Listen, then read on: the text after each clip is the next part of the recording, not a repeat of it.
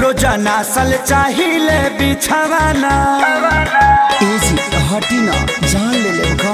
हो बूटा के कराली हनी गबना रोजाना सल चाहिए बिछवाना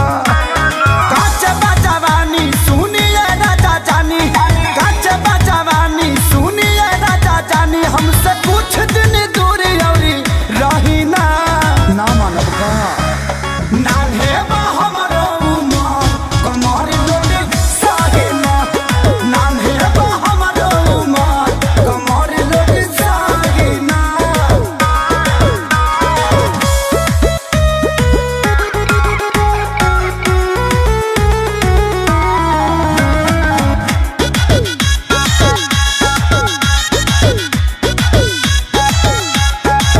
नहीं करी परेशान अब ही बानी हम नादान से जिपा चढ़ी जानी फान लागे ललबलई कोई हम जान दूधा के दांत तुड़िए के दम लेब का